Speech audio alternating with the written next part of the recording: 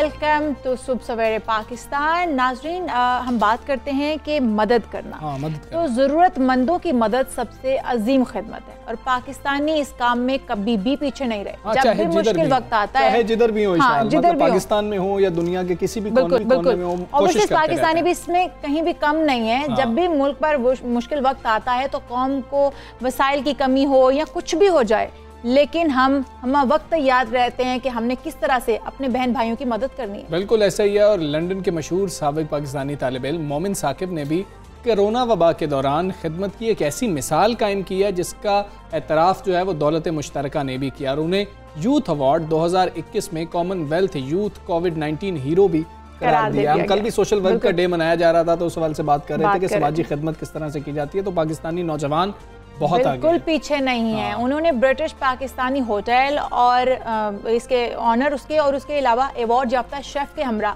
मार्च 2019 में रजाकारों की एक टीम बनाई थी जिसे मिलियन खाने के नाम से जाना जाता है। हाँ जी, बिल्कुल ऐसे ही है। ये इस इकदाम से नेशनल हेल्थ सर्विस के अमले, पुलिस और फायर फाइटर्स समेत दीगर अहम कारकुनों को मुफ्त और गर्म खाना जो है मुहैया करने में मदद मिली थी और 200 से ज़ायद मकामात पर 10 लाख से ज़ायद खाने और मशरूबात फराहम किए जा चुके हैं, जिसका एतराफ़ किया गया।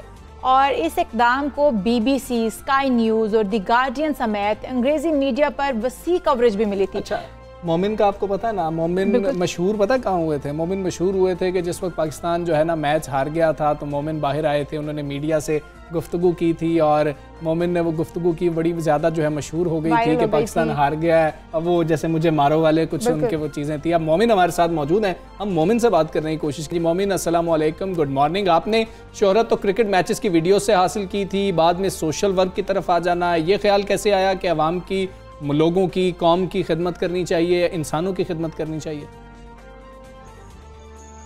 जी, शोहरत और फेम अगर कहा जाए तो बिल्कुल क्रिकेट वर्ल्ड कप के बाद जो वीडियो वायरल हुई थी वो काफ़ी लोगों ने देखी थी, लेकिन उससे पहले भी अल्लाह का शुक्र है 2017 में तकरीबन आज से 4 साल पहले पाकिस्तान में पूरे पाकिस्तान की न्यूज़ में आने का मौका मिला था जब मैं अपनी स्टूडेंट्स यूनियन का पहला नॉन यूरोपियन सदर मुंतखब हुआ था 144 साल के बाद।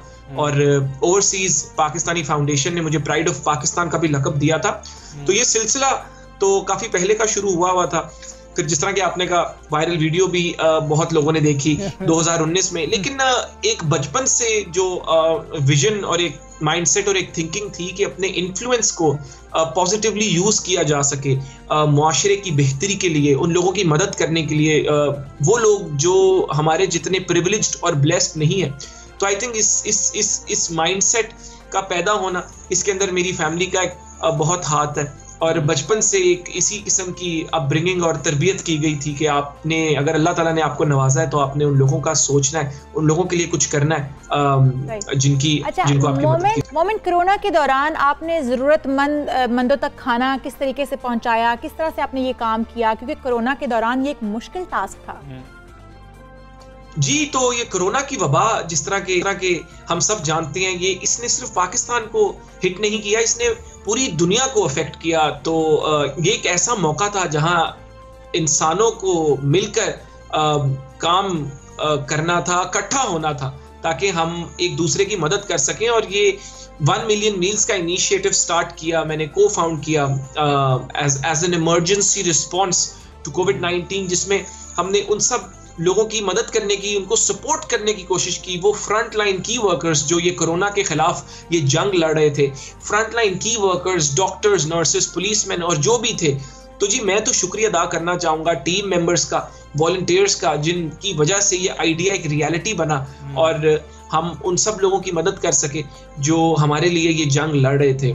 और बड़ी खुशी होती है क्योंकि देखिए ना, team work makes the dream work. अकेला इंसान कुछ नहीं कर सकता, आप मिलकर जब काम करते हो तो आप एक इम्पैक्ट क्रिएट कर पाते हो। तो यही 1 मिलियन मील्स के साथ हुआ और अल्हम्दुलिल्लाह हम काफ़ी लोगों की मदद कर सके, हमने बहुत मील्स बांटे। तो बस उम्मीद यही करता हूं कि यही सिलसिला सोशल वर्क का जो है ये एक विजन है। ठीक है मोमिन, आपके लिए नहीं, कॉमनवेल्थ की जानिब से ये अवार्ड दिया जाना पूरे पाकिस्तान के लिए, हर पाकिस्तानी के लिए बहुत बड़ा एजाज़ है और हमें आप पे फ़ख्र है। ये हमें बताएं कि आपने टीम मेंबर्स का जिक्र किया, वॉलंटियर्स तो चले थे ही, आपकी टीम में कौन कौन साथ था आपके? जी, ये कॉमनवेल्थ कोविड-19 हीरो का जो मुझे अवार्ड मिला है, ऑब्वियसली बहुत खुशी है कि घर वालों का, अपने मुल्क का नाम जो है एक इंटरनेशनल प्लेटफॉर्म पर आया है और it feels good to be appreciated. जी, एक मोटिवेशन मिलती है कि इंसान अपना ये जो काम है ये कंटिन्यू रख सके दुनिया को बेहतर बनाने के लिए, तो बिल्कुल एक खुशी का मौका है। लेकिन फिर वही बात करूंगा कि मैं ये अवार्ड भी और डेडिकेट करना चाहूंगा उन वॉलंटियर्स को जिन्होंने टाइम डाला, वो टीम के लोग जिनकी वजह से ये जो इनिशिएटिव है ये एक सक्सेसफुल इनिशिएटिव बन सका। और देखें, जो आप एक एक्ट करते हो ऑफ काइंडनेस या एक कंपैशन का एक एक्ट होता है, उसकी इंटेंसिटी की बात नहीं होती कि आपने अगर किसी की मदद की तो कितने लोगों की मदद की, 1000 की 2000 की, बस आपकी नीयत साफ होनी चाहिए और आपने मदद कर दी, यही बहुत बात है। बेशक वो आपने एक की या 10,000 की। तो बस यही कहना चाहूंगा कि अवार्ड की खुशी है, लेकिन अल्लाह ताला नीयत साफ रखे और ये जो एक विजन है, ये जो एक हिम्मत है, ये इसी तरह रहे कि हम जब भी किसी को हमारी जरूरत पड़े तो हम मिलकर लोगों के साथ, अपने बहन भाइयों के साथ, अपने दोस्तों के साथ। बहुत अच्छा जज्बा है मोमिन, आपका बहुत शुक्रिया, आप सबसे मेरे पाकिस्तान का हिस्सा बने। हम आपको एक बार फिर मुबारक देते हैं कि आपने मुल्क का जो है ना नाम रोशन किया। और इस वक्त मेरे ख्याल में हमजा खेल की बात कर लेते हैं। खेल के मैदान से आपको एक अहम खबर देते हैं, क्योंकि दौरा जनूबी अफ्रीका और जिम्बाब्वे होने जा रहा है, तो कौमी टीम की सिलेक्शन में राय को नज़रअंदाज करने पर कौमी टीम के कप्तान बाबर आजम और चीफ सिलेक्टर मोहम्मद वसीम में इख्तलाफात का इंकशाफ हुआ है। हाँ जी बिल्कुल, इसकी तरदीद भी वैसे सामने आ रही है कि इस तरह के इख्तलाफात नहीं हुए, लेकिन ये खबरें सामने आ रही हैं कि इख्तलाफात हुए हैं और जो कोच हैं हमारी टीम के, उनको भी कुछ रिजर्वेशंस थी। खासतौर पे शर्जील खान का नाम सामने आ रहा है कि उस पर कुछ रिजर्वेशंस थी कि उनका फिटनेस लेवल शायद वो नहीं है, जिसकी वजह से जब वो चीफ सेलेक्टर थे तो उनको नज़रअंदाज किया गया था कि आप पहले फिट होकर आएँ। बाबर आजम ने शदीद नाराज़गी का इजहार भी किया है, कहा जा रहा है कि मैं डमी कप्तान नहीं बनना चाहता हूँ। कहते हैं कि बार-बार तब्दीलियां हो रही हैं, जिसकी वजह से टीम जो है वो तैयारी नहीं कर पाएगी और अच्छी परफॉर्मेंस नहीं दे पाएगी। लेकिन ये ज़राए के मुताबिक है, अब इख्तलाफात हैं या नहीं ये एक अलग सवाल है, इसके ऊपर भी हम बात करेंगे।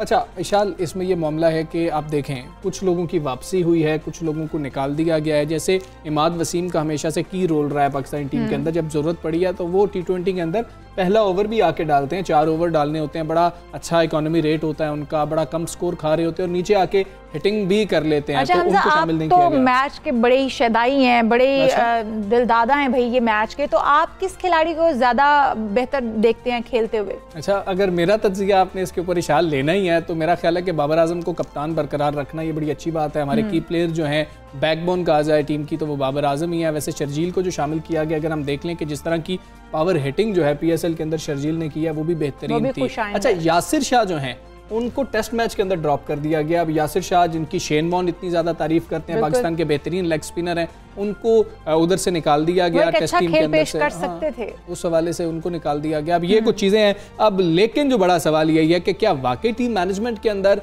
और जो चीफ सेलेक्टर हैं, जो सिलेक्शन कमेटी है, उनके अंदर कोई इख्तलाफात वाकई पाए जा रहे हैं? नहीं पाए जा रहे, क्योंकि बिल्कुल नए कप्तान हैं, साथ ही नए चीफ सेलेक्टर हैं। अगर इनमें कोई एतराज़ात हैं, इख्तलाफात हैं, तो फिर पाकिस्तानी टीम का फ्यूचर क्या होगा, किस बेस पर टीम को सिलेक्ट किया जाएगा? असरअंदाज हो सकते हैं इस तरह के इख्तलाफात, क्योंकि तभी किसी भी टीम की परफॉर्मेंस बेहतर हो सकती है, अच्छी हो सकती है, जब उनके जो सरबराहान हैं उनके अंदर इख्तलाफात ना हो। यही हम सियासी पस मंजर में भी देखते हैं कि जब आपके सरबराहान, जब आपके लीडरान आपस में गुथम गुथाएं तो नीचे जो तबका है वो भी गुथम गुथा ही नजर आते हैं। बिल्कुल। एक जो एतराज़ आ रहा है इस सिलेक्शन के ऊपर कि कामरान गुलाम को जो है पहले शामिल किया गया था और फिर उनको खिलाया नहीं गया था। डोमेस्टिक क्रिकेट में उन्होंने इतना बड़ा रिकॉर्ड तोड़ दिया और रिकॉर्ड बनाया, लेकिन अब उनको ड्रॉप कर दिया गया है। तो किस बेस पे उनको ड्रॉप किया गया है? शाहनवाज धानी जो हैं, हमने देखा PSL के अंदर वो बेहतरीन जो है बॉलिंग कर रहे थे, उनको टेस्ट में शामिल कर लिया गया लेकिन T20 में शामिल नहीं किया गया। इस हवाले से अब बात करेंगे। हमारे साथ मौजूद है नसीम राजपूत साहब, एनालिस्ट है। नसीम राजपूत साहब, अस्सलाम वालेकुम, गुड मॉर्निंग। क्या ये बातें दुरुस्त हैं कि कुछ इख्तलाफात हुए हैं, और क्या ये रूटीन के इख्तलाफात होते हैं या कुछ ज़्यादा हो गया जो खबरों में गर्दिश कर रहे हैं? वालेकुम सलाम एंड गुड मॉर्निंग। देखिए, छोटे मोटे इख्तलाफात तो होते रहते हैं, लेकिन जिसका जो काम है उसको वो काम करने दिया जाए, जिसके जो जिम्मेदारियां हैं उसको वो जिम्मेदारियां अंजाम देनी दी जाए। अगर मोहम्मद वसीम को चीफ सिलेक्टर मुकर्रर किया गया, जहां उनकी खामियां हैं, कोताहियां हैं, देखिए वहाँ भी मुशावरत से टीम का अनाउंसमेंट होता है। ये हो नहीं सकता कि कप्तान की राय को अहमियत नहीं दी जाए, ये हो नहीं सकता कि कोच की राय को अहमियत नहीं दी जाए। लेकिन रिसेंट पास्ट में आदतें इतनी खराब हो गई थी कि जब चीफ सिलेक्टर भी एक ही थे, हेड कोच भी एक ही थे, बैटिंग कंसल्टेंट भी एक ही थे, वो वन एंड ऑल थे। अब अभी तक उनके जहन में वही चीज चल रही है कि मैं चेयरमैन सिलेक्शन कमेटी था, मेरे इख्तियारात में खिलाड़ियों को सिलेक्ट करना था। देखिए मिसबा भी नाराज है, बाबर भी नाराज है। बाबर क्यों नाराज है? बाबर इसलिए नाराज है कि वो हर चीज के अंदर चाहते थे कि अब इस तरीके से आप करें, लेकिन वसीम भी एक टास्क लेकर आए हुए हैं पाकिस्तान क्रिकेट बोर्ड की जानिब से। आप देखें कितने सारे यंग प्लेयर्स को ट्राई किया गया। अगर बाबर ये चाहते हैं कि उस्मान कादिर उनके दोस्त हैं और जिम्बाब्वे के खिलाफ सीरीज हो रही है, जिम्बाब्वे में सीरीज हो रही है, तो फिर उस्मान कादिर को टेस्ट टीम का भी हिस्सा होना चाहिए। तो एक फॉर्मेट में तो नहीं रखा उन्होंने जाहिद महमूद को, नौमान अली को, साजिद खान को, इन लोगों ने साउथ अफ्रीका के खिलाफ सीरीज जिताई थी। तो फिर अगर उस्मान कादिर को जिम्बाब्वे में आसान सीरीज है, वहां पे आउट करने का मौका होगा, तो ये बाबर की ख्वाहिश थी। मिसबाह उल हक बात कर रहे हैं कि जी शर्जील खान को मैंने अपने दौर में मुंतखब नहीं किया था इसलिए कि उनकी फिटनेस का लेवल इतना अच्छा नहीं है जी। अरे ये इनके जराए से सामने आ रही हैं खबरें कि उनके मिसबा के जराए से। अरे भाई बात सारी यह है कि आपने वर्ल्ड T20 खेलना कहाँ पर? क्या आप बाबर आजम और रिजवान के साथ ओपन करेंगे? दोनों सिमिलर टाइप ऑफ बैट्समैन है। आपको शर्जील और फखर जमान को देखना पड़ेगा, आपको उन 20 ओवर को और भारत की जो कंडीशन है उनको यूटिलाइज करना पड़ेगा। तो ये नाराजगी बेजा है यार, समझ में ना आने वाली है। अच्छा, समझ में नहीं आ रही है। नसीम राजपूत साहब, फिर हमें ज़रा सिलेक्शन के ऊपर थोड़ा सा बता दें। हमने शाहनवाज धानी की सिलेक्शन देखी है, बहुत अच्छी बात है, उनको शामिल कर लिया गया, लेकिन हमने परफॉर्मेंस तो उनकी T20 के अंदर ज़्यादा देखी थी। जिस तरह से उन्होंने बेहतरीन बाउंसर भी मारे थे, बेहतरीन बॉलिंग कर रहे थे, उनको हमने टेस्ट स्क्वाड में शामिल किया। हमने यासिर शाह को ड्रॉप किया, जिम्बाब्वे के खिलाफ सीरीज थी इसलिए ड्रॉप कर दिया गया है, वाकई इंजर्ड हैं, इस बारे में भी हमें बताएं। मोहम्मद हफीज़ की वापसी, क्या शुएब मलिक की टीम में जगह नहीं बनती थी? आपने शुएब मलिक बहुत इंपॉर्टेंट बात की। देखिए हम यहीं से शुरू करते हैं यार, शुएब मलिक को होना चाहिए। देखिए आपको शुएब मलिक को एतमाद देना पड़ेगा। आपने वर्ल्ड T20 खेलना कहाँ पर है? आपने इंडिया में खेलना है जहाँ पे एक्सपीरियंस बहुत काउंट करेगा।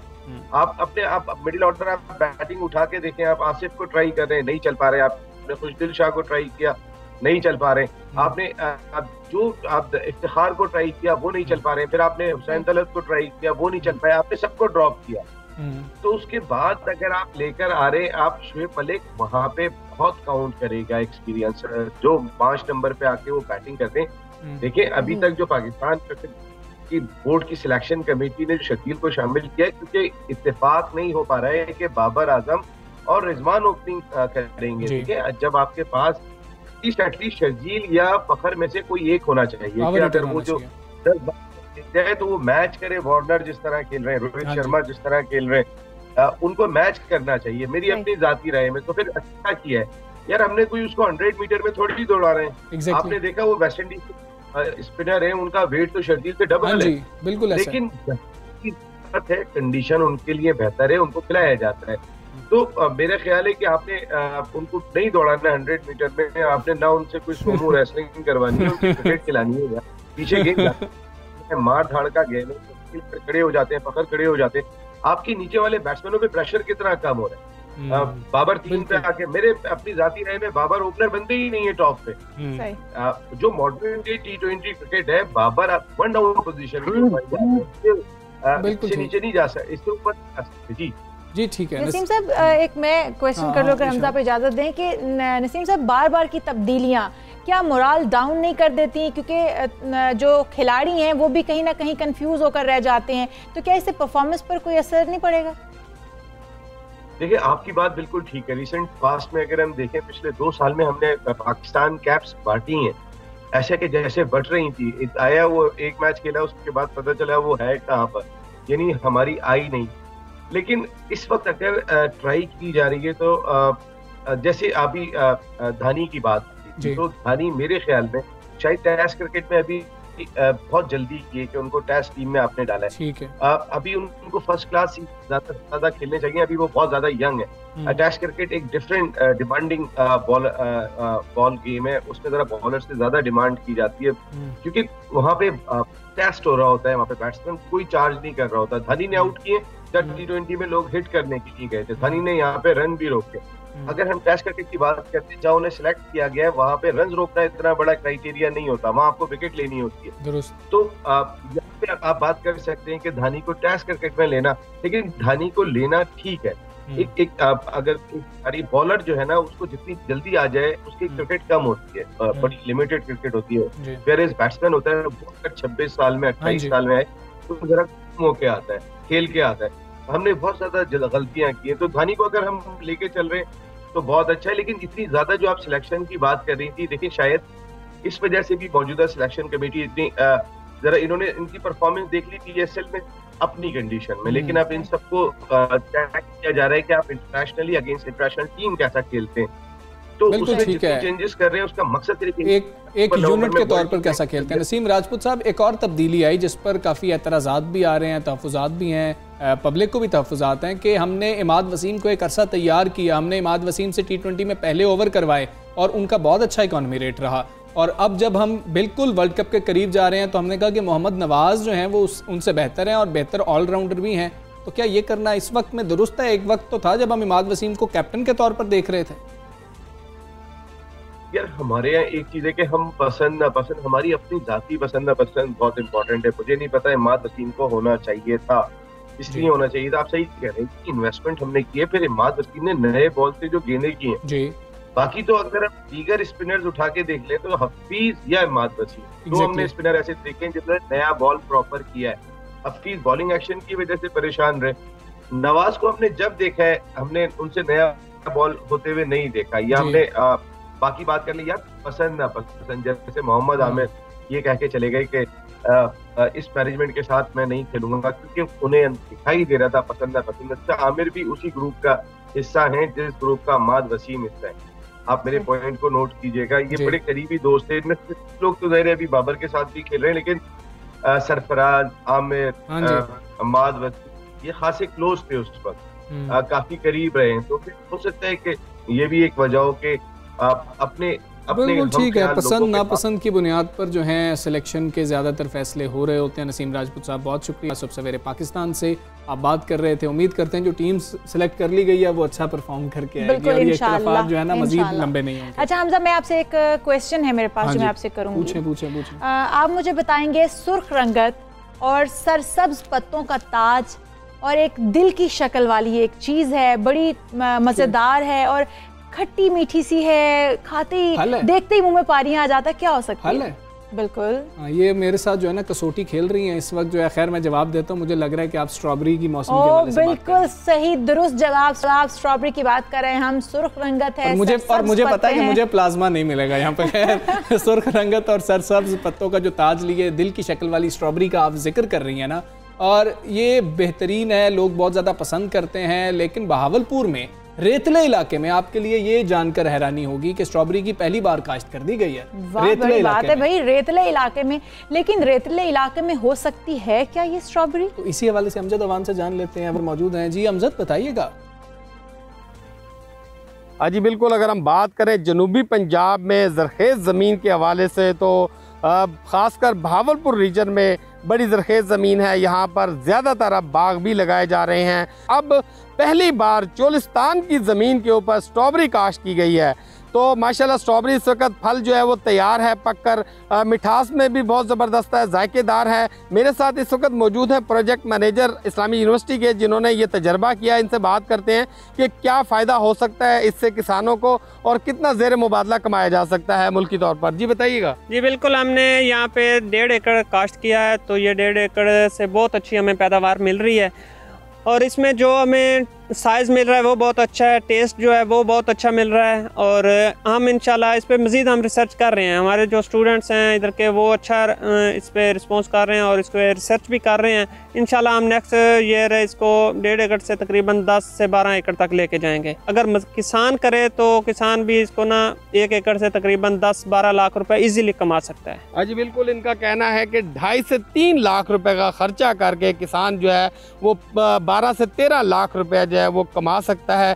अगर काश्तकार जो है स्ट्रॉबेरी का भी यहाँ पर पैदावार शुरू कर दे तो उनको काफ़ी ज़्यादा मिकदार में फ़ायदा मिल सकता है। जी बिल्कुल ठीक है अमजद अवान, आप हमें आगाह कर रहे थे, इतनी खूबसूरत जो है हमें स्ट्रॉबेरी भी दिखा रहे थे और वो भी 1-1.5 एकड़ से जो शुरू किया गया। आप देखें, इसको हम कह रहे हैं कि अगर नौजवान पढ़ रहे होंगे, स्मार्ट एग्रीकल्चर की तरफ आ रहे होंगे, फिर इस तरह के फैसले किए जाएंगे कि पहली दफा काश्त हो सकती है। फैसला है कि रेतले इलाके में भी पहली दफा स्ट्रॉबेरी काश्त की गई है और ये वाकई बड़ी अच्छी स्ट्रॉबेरी, कह रहे हैं कि जायका बहुत अच्छा है। हाँ जी बिल्कुल, तो हम कोशिश करेंगे कि ये खा भी सकें। अभी हम दोनों को इजाजत दीजिए, कल इंशाल्लाह फिर मुलाकात होगी। अपना बहुत ख्याल रखिए, अल्लाह हाफ़िज़।